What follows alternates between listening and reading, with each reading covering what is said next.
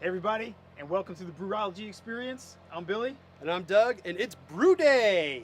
All right, so guys, today is Brew Day. I know we've been hyping this up pretty good, and really, Doug is going to explain kind of what we're doing today. This is the first time I've ever done this. You know, Doug's been doing this for a long time, so he's going to kind of walk us through, you know, the steps of brewing. Yeah, so today we're going to brew a session IPA, and it's for 4th of July. So we're going to do a really rapid kind of fermentation schedule and make sure that this is ready just in about a couple of weeks. So I've actually never tried to brew a beer this fast before, right. So it'll be a challenge. But the method that we're using today is a mini mash, okay. Partial mash or mini mash, and basically we're using fermentable grains, and we're gonna mash them in and get a wort from that, full of fermentable sugars. And then we're going to supplement that with malt extract, so that way we can raise the amount of fermentable sugars up to the level that we want. So it's a nice, easy way of home brewing, and nice. And so anyway, so we call it the Brewology 4th of July Session IPA. Maybe we need to come up with a better name. I don't know if we can. Let's see how this goes, and we'll come up with a name. All right, so we got 4 different hops. Okay. We've got 3 different grains, so should have gone 4 different grains for 4th of July, but we have 4 different hops. So okay, that works. Yeah, so let's take a look at our grains. All right, let's take a look. All right, so the malts that we're using today are we're going to use some 2-row barley. So this is very pale, light colored malt, and this is going to give us most of our fermentable sugars here. So this has been kilned very lightly. We're also using some caramel malt or crystal malt. This is a little bit darker, and this is going to add some nice color and body to the beer.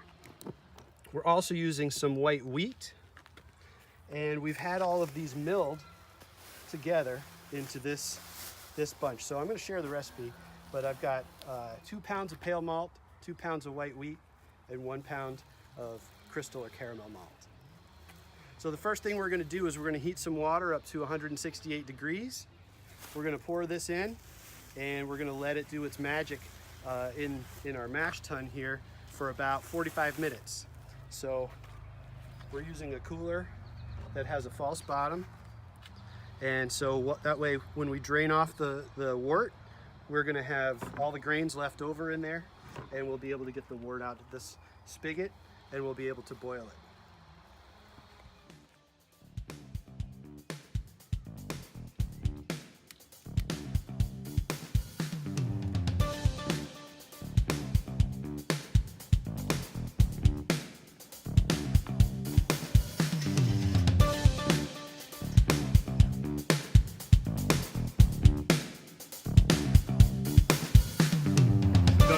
Temperature we're getting this to?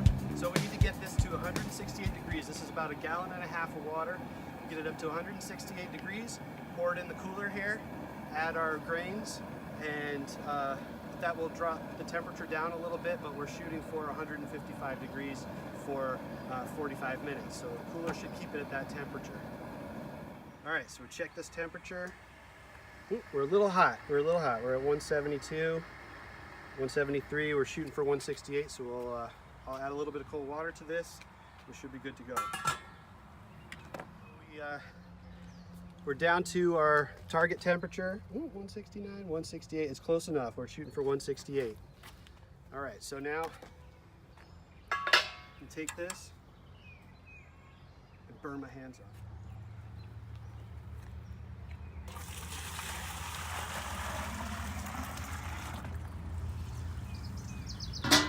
All right, so we're gonna keep taking the temperature. See that steam coming off there.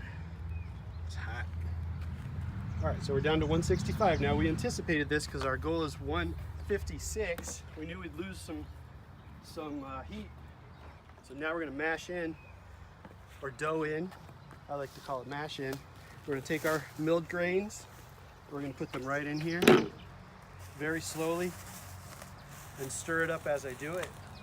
Make sure that all the grains get contact. We don't have any air pockets, anything like that.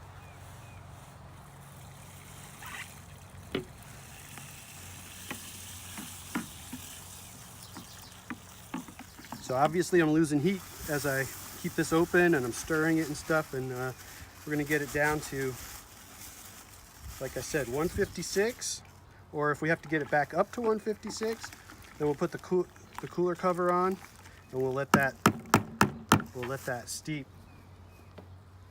Temperature check. Come on, 156. All right, 155. I'm gonna call that close enough for me. Boom. Now we wait 45 minutes. All right, so it's been about 45 minutes and our mash is just about ready. And what I'm gonna do is take a quick temperature check. All right, so we've lost a little bit of heat, but I think the extraction process has been fine. So the next step is actually to recirculate this. So what I'm going to do, and that noise you hear in the background is we're heating up some sparge water. So we're gonna do this final sparge at the end. So I'm going to recirculate this. So basically, we've got a wort here. Look at that. That's good color right there. Oh man. So what this is doing is draining off any of the sediment at the bottom, and I'm going to pour it over the top. This is going to clarify the wort that we actually boil. Oh, the smell. This is what I love about Brew Day, man. And this is like when we were talking about our gateway beers, and I talked about the first time I went to Cape Cod Brewing, I had never smelled this smell. It's unbelievable how good this smells. Oh. So I'm just pouring it down the side, trying not to disturb the grain bed that's in the bottom. And I keep doing this until it runs a little bit clearer without any pieces of the barley in it.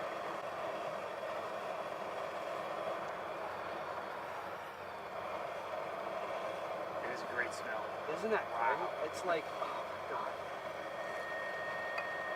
So this smell, you know, there was one time I was in Houston, and we went to Carbach Brewing in Houston, and they had a pale ale there that was unbelievable because it tasted like this smells. It tasted like Brew Day.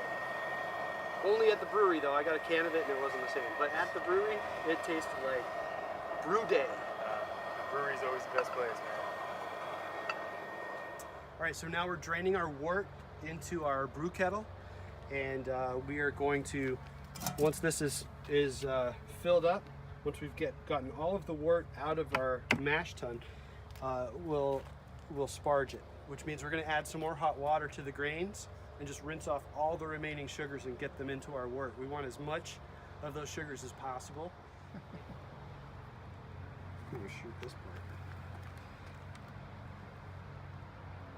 Look at that, that's beautiful. All right, so we've heated this sparge water. It's about 2.5 gallons.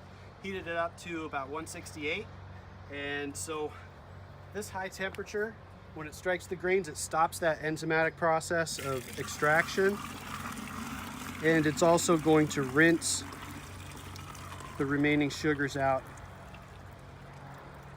so that we get it into the wort.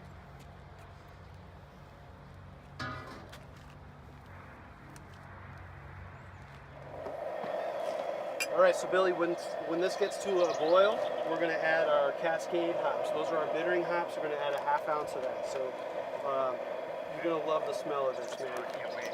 So let's just set our scale right here.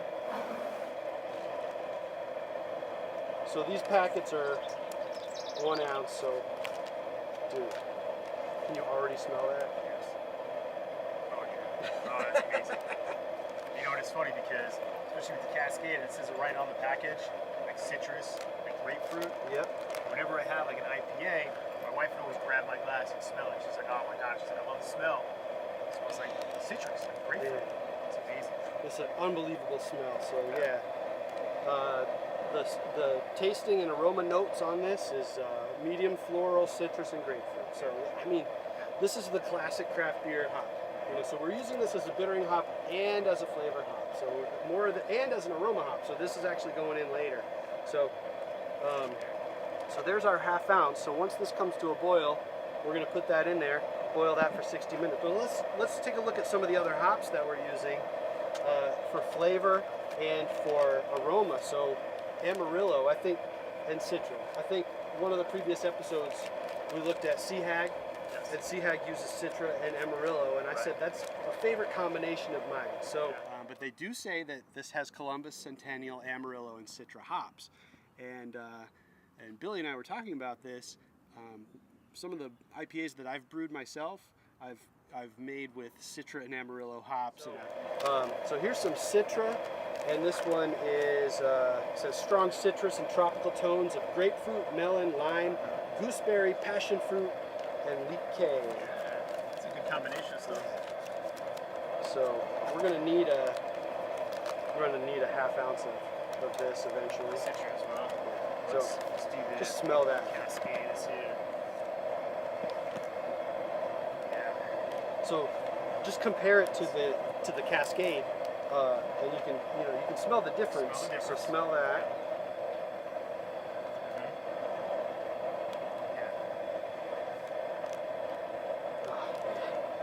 Just smell amazing. yeah, and so we're also using Amarillo. So here's some Amarillo for us to smell.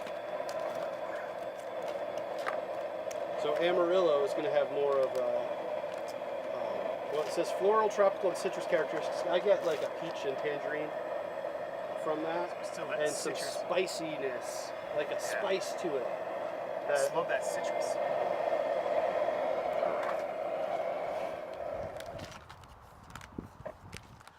All of these smell like Don't they smell good? awesome. They smell awesome. But you know what? All of them have that citrus characteristic to Yeah. it, which is insane. All right, so the another hop that we're using is Motueka, and it's a New Zealand hop, and it says lively lemon and lime tones with hints of tropical fruit. So Yeah, you can see, see what we're going for here, right, man? Right. It's like, A little more of that citrus. yeah, Now, this one I've never really heard of. I've to be never honest brewed you. with this one before, so this will be interesting. Got spicy Yeah. lime. I definitely get the lime. Definitely the lime. Yep, Yeah. I got that. Right away. That lime hit you. Dude, this beer is gonna be awesome, man. This is going to be good. All I'm pretty right. excited. So we've got a boil, so we're gonna add our bittering hops. All right. So Billy, we're gonna add we're boiling, so we don't want it to boil over. You know, right now there's a lot of protein in there, and so like when you boil pasta and stuff, it can boil over from all the starch. So same with this protein, so it can boil over. It's starting to boil over. There we go. All right. So smell that. That smells like heaven, right? It's about to get even better. So let's go. we're going to put our Cascade hops in there. So these are our bittering hops. So these are going to boil for 60 minutes. And this is where we're going to get all of our alpha acids from.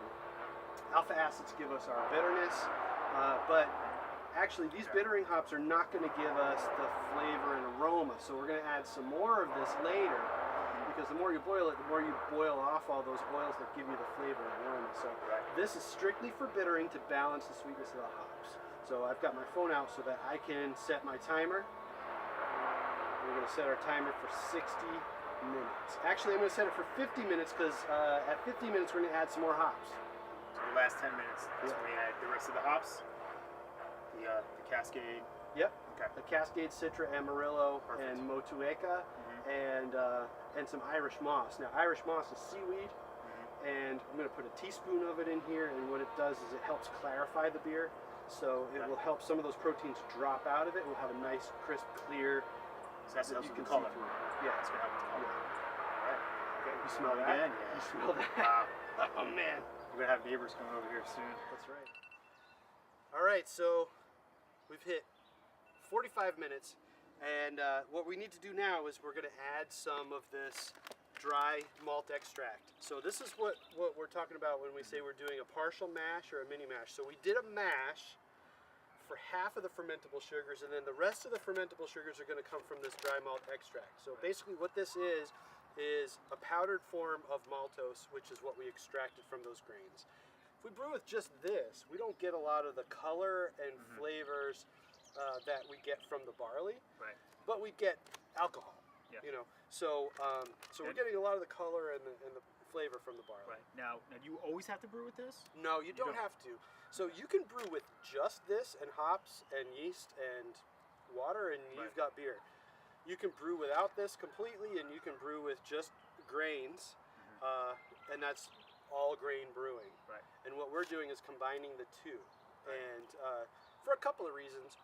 One, it's a little bit easier, and you're always going to make sure that you hit your gravity, which is, we take a hydrometer reading and make sure that we have enough sugar dissolved into the wort to get the alcohol, the ABV that we're shooting for, which is 5.5%. The other thing is, my mash tun, I use a cooler. It's not big enough to do like a full 5-gallon all grain batch, so that's why I like to do this mini mash, and it's a little more expensive to do a mini mash. Like those bags of grain, they cost like $1.99 a piece. This is significantly more expensive. This was like $12, right? So if you do all grain, it's a lot cheaper. A little cheaper. Yeah. But this is pretty convenient. So we've hit 45 minutes. So I'm gonna put this in. Now you put the whole bag in? I'm gonna put the whole bag in, okay. and if you can grab that stirrer that we've been using.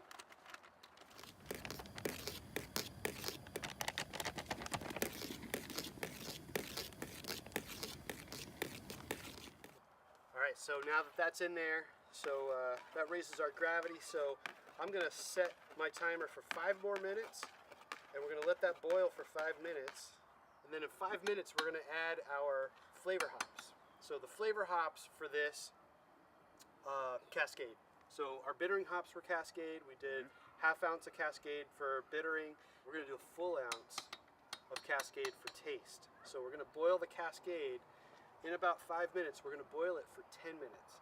And along with the Cascade, we're going to boil some Irish moss. And we talked about that a little bit. The Irish moss is seaweed, and it helps clarify the beer. So it's a natural way of doing that. Yep. Perfect. All right, so it's been 5 minutes since we put the malt extract in. So now we're gonna put in 1 ounce of Cascade hops and a teaspoon of the Irish moss. So that's to clarify. So let's pour this in. Now how long does this stay in here? So this is going to boil for 10 minutes. 10 minutes in here. So that's not long enough to extract the alpha acids, which will give us the bitterness. And it's also not long enough to burn off the flavor and aroma oils that we really want. So this 10-minute boil is going to give us the flavor of Cascade hops that we want in the beer. Right. Perfect. All right, so it's been 10 minutes, and we've got our flavor hops that have been boiling. I just shut the heat off, and so now we're going to let this cool a little bit. We're going to let it cool down to about 165 degrees from its boil. And then once it cools down to 165 degrees, then we're going to do a hop steeping or whirlpool, where we basically put our hops in for aroma. And a little bit of taste. When we do the dry hopping later on after it's fermented, that'll be mostly aroma. This will be a little bit of taste, a little bit of aroma. So this. All right, so this is cooled down. So we are right around 161 degrees. So this is a good time to do our hop steeping or whirlpool. So Billy's adding ½ ounce of Citra, ½ ounce of Amarillo, ½ ounce of Motu Eka, and put that in, and then I'll start whirlpooling it. All right, so stir this around. So we're gonna let this steep for 30 minutes, and then at the end of 30 minutes, we'll take the temperature, and then we'll add the wort chiller and cool it down to fermentation temperature, and we'll pitch the yeast, and we'll be done for a couple days. All right. Yeah. Now smell that. Oh yeah. Oh. Dude, what a great smell. Oh man. So this is, honestly, this has been very easy. Very easy. I guess just having the equipment that you need is probably, I guess. That's half the battle. But basically, if you can boil water, you can brew beer. Right. It's that easy. And it's smaller scale, obviously. Yeah. And you don't need this. We have a propane tank. You've done it on your. I've done it on the kitchen stove, your stove before. Yeah. So I guess. And maybe we'll do an episode where we brew in the kitchen. Yeah. Well, Brew in Billy's kitchen is nicer than mine. Yeah, we can do that. But again, this is a simpler way to do it. I mean, Yeah. you can always make it more complex. You can make it as right? complex as you want. But I mean, this is a pretty easy way. There's an easier way to do it, and there's a more complex way to do it. So we're somewhere in the middle with this, and yeah, we wanted to give you guys, kind of like a medium as to, if you're just starting to do this, like this is a great way to do it. yeah, If you have a home brew, store around you, you can just go in there and talk to those guys. They're very informative. it's always a good thing to do is ask them questions. Yeah. I mean, I do it every time. I go to Malt Express. I go to Epic Brewing. Those are my two go-to places, and both places are very, very helpful.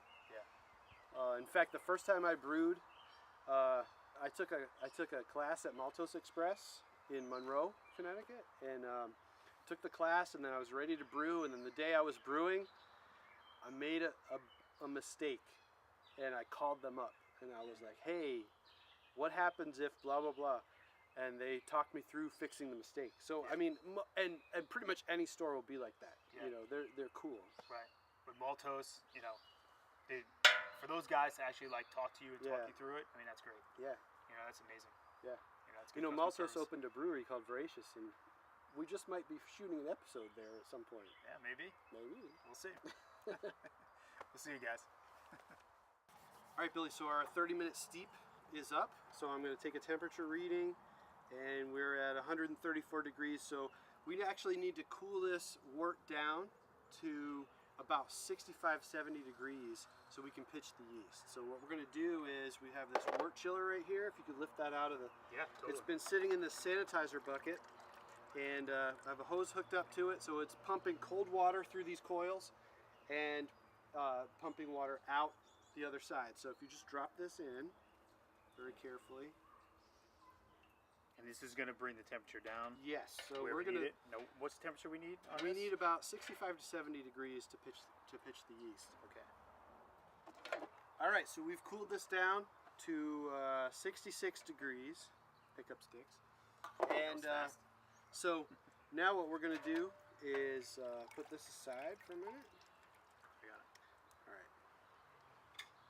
So we're going to pour this into our fermentation vessel, which is a plastic bucket, and I'm going to strain it. So this does two things. This strains out all of the hops and any of the grains that may have gotten stuck in there, and it also helps aerate the wort.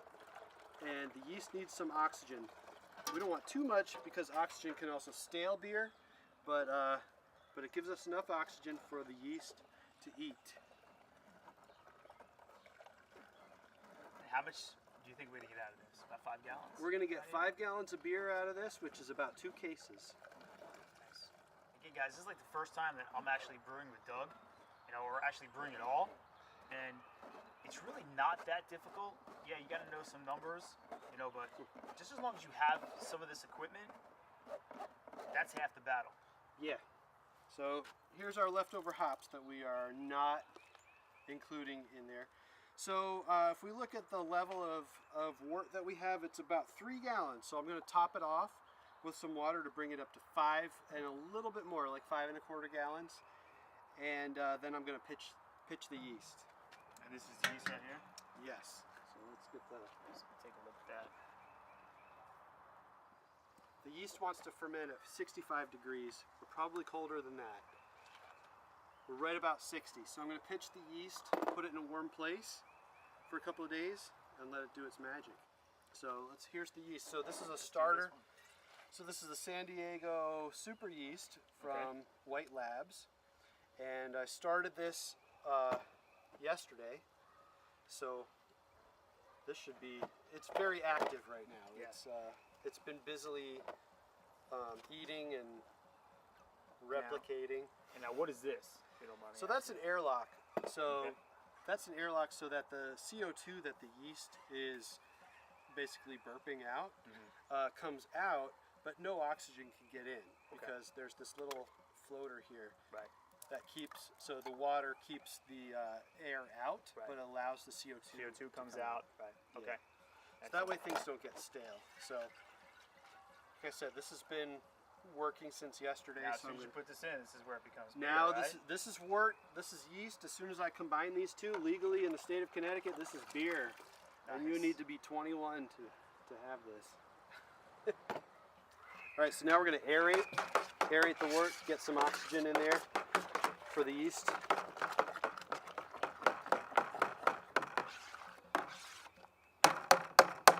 All right, so that's going to be beer.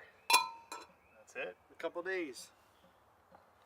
So we're going to cover this up, put an airlock on top of it, put it in a warm place that keep it about 68 degrees, 65 to 68 degrees for 4 or 5 days. Okay. And then we'll taste it. We'll see how it's going. We'll add the dry hops. Our dry hop will be Citra, Amarillo, Cascade, and Motueka Nice. hops. So until then, Till then. we'll see ya. All right, so this beer's been fermenting for 5 days at about 68 degrees. And we've got our temperature marker right here so we know.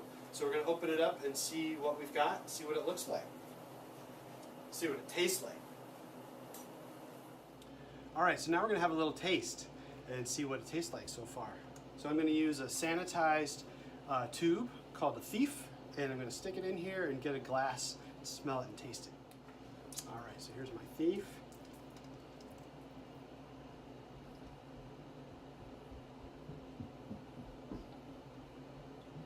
Oh, that's a nice color.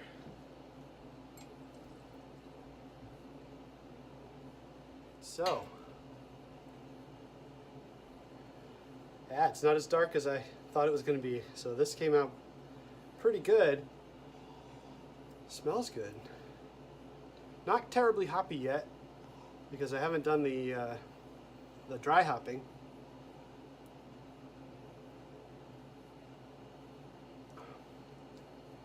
It's very light, very refreshing. You can taste the grains, weedy, kind of crackery kind of a taste to it. Oh, this is going to be great.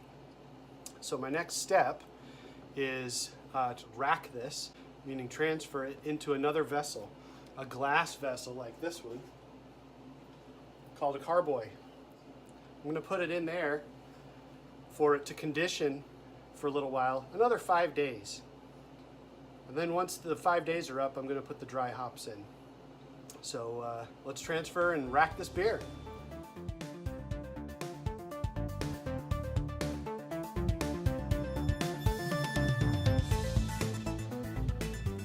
So this sediment at the bottom is called trub, and this is all of the yeast that has multiplied, and then when they finished feeding on all of the sugar, there's no sugar left, they just drop to the bottom. So this is what I'm trying to keep out of the beer to keep it nice and clear and crisp. So at this point my carboy is filled up. So 5 gallons here, and the beer is at 64 degrees right now. It's a good temperature. Right now it's in a glass carboy for sanitary reasons, but that also presents a problem because light is now the enemy. So I'm going to wrap it in a blanket to keep the sunlight out so it doesn't get a light struck or skunked taste to it, and leave it down here for 5 more days. All right, so it's been 5 days, and we're going to give it a little taste before we transfer it and do the dry hopping.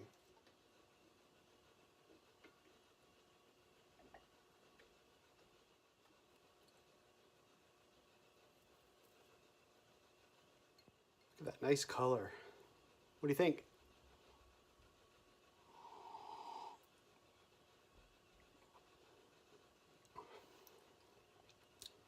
Tastes really good. Not very hoppy yet, but we're gonna add the dry hops and we'll have a nice hop aroma to it. But right now it tastes, again, light, crisp, refreshing.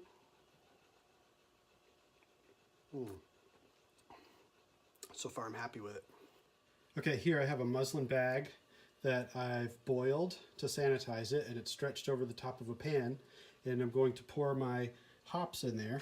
So we've got our Motueka, 1 full ounce, 1 full ounce of Amarillo, and 1 full ounce of Citra going right in there.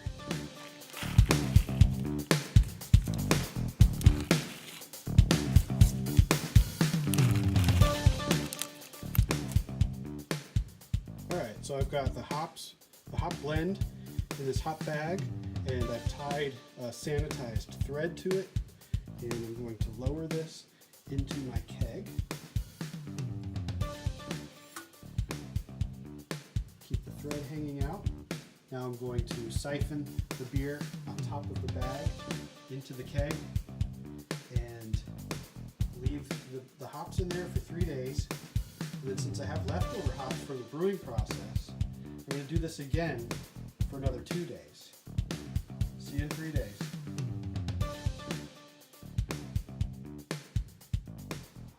All right, guys. So we're outside now, and this is actually my first tasting, okay, of our brew that we did about a month ago. Doug has been tasting it, throughout this whole process. So I'm pretty excited to see what we got today. All right. Yeah. So maybe you can explain. Yeah, so we had a few. few little snafus that happened. So it happens, and I'm no expert at brewing beer, but just love to do it for fun. And so one little snafu that we had was the timing that we had initially set out for fermentation. Life, jobs, kids got in the way. Ended up dry hopping it instead of 3 days, 5 days, because that's what happens. And then decided that I didn't want it to go stale by doing a second dry hop. So I didn't even do the second dry hop. All right, so you just did the one. Yeah, and then I carbonated, and then I cold crashed. And then when I cold crashed, here's the second snafu. So when I cold crashed, I'm pretty sure it froze. So cold crashing, I put it in the deep freeze. Supposed to bring it down to 32 degrees for like a day. Drops all the sediment out, and you end up with nice clear beer. So I accidentally went to bed with it in the deep freeze, which is way colder than 32. Yeah, so you left it overnight. I left it overnight, yeah. And then woke up like eyes wide, like, oh my God. It's like I left the beer. I ran down to the basement, I took it out, and I knocked on the keg, and I didn't hear that ring. It felt solid, so I texted Billy. I was like, dude, I froze the beer. Yeah. And then So I got a little worried, I was at very first. worried. But again, hey guys, like, we're not experts. We're just kind of learning everything as we go. I mean, Doug's been doing this for a while, but I've never done the same beer twice, so it's always Yeah. a new learning experience. right. So, but anyway, it's not ruined. It's a little less carbonated than it should have been Yeah. because of the freezing incident. But Okay. let's go, man. But we learned from that.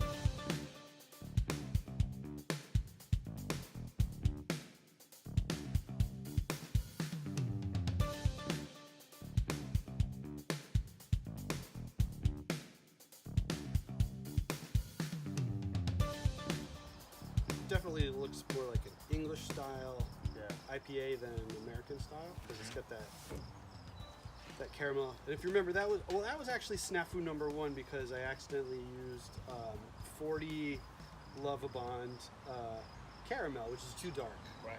darker than what my original recipe had called for. Mm-hmm. But anyway, I kind of like the color. Yeah. I mean, the color is nice.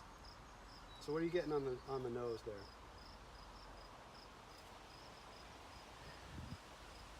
I'm smelling those hops that we used.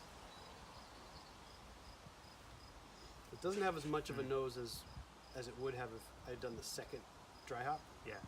And more carbonation would give us more aroma, and it's just not. It's not. And a little more head. This is good. All right, it's got that bitterness to it. Yeah, and it's light. Not in color, but in body. It's Mhm. light-bodied. And it came in at only about 5.5% Okay. ABV. So That's pretty good. we could sit here and drink these 5 gallons. And Yeah. Not feel that bad. It does have very good flavor. All right. It's not like really hoppy. no, I think if you would have done that second hop, the dry hop. that would have been better on the nose. I think maybe some more late addition in the kettle Mm-hmm. could have brought out some more hop flavor. Yeah. So we could definitely tweak this recipe. Mm-hmm. You could definitely play around with it. I'll tell you what, though. I mean, the color is nice, but I always say, when we're drinking those IPAs, Yep. that like juicy color that they have, Yeah. we got to figure out how to do that. How do they get that golden? We should ask a brewer. Yeah. Like They would know. like a real brewer. You know, I mean, could it be the yeast that they use? You know, I don't know. Could be. We got to find out. Yeah.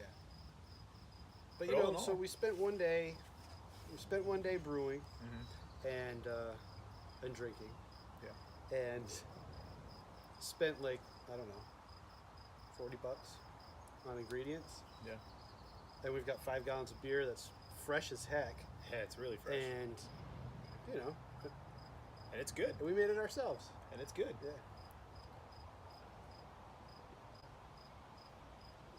I mean, this is going to be a good 4th of July beer. It is.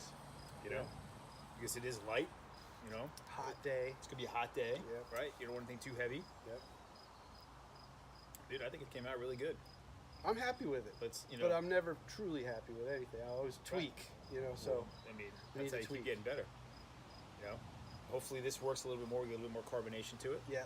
Yeah, we'll let it force carbonate a couple more days. And But Yeah. man, all in all, it was good. At this point, I don't know that I would call this a session IPA. This came out more like a bitter or pale ale. Yeah, I was thinking more pale ale Yeah, than anything. which is good. Too. Not what we It's- set out to make, but it's good. It's okay.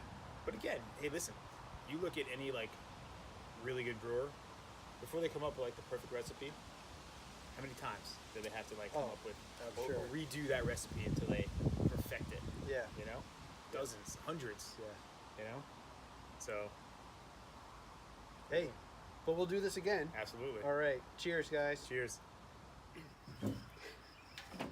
2 hours later. 2 hours later and 5 glasses later. So now we have carbonation. So now we've got a nice head on it. Yeah, that's good. That's good. We get some aroma. Yeah, that looks good. Totally different beer now, actually. Dude, it still got really good smell, man. I like it. It does. It could have been twice as good if we double dry hopped it, but it's good. No, it's got very good flavor. All right. I tell you what, we're in the shade right now, so it's really hard to see. But we went over there, like behind you guys, in the sun. We'll post a picture. Yeah, we will. And the color is really good. It is nice. Yeah, it's a nice color. So, Oh, success. success. I like Cheers. it. Cheers.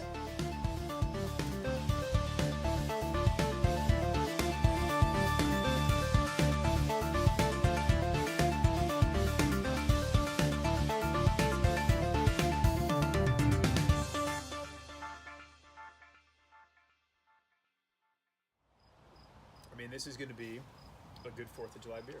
It is. You know,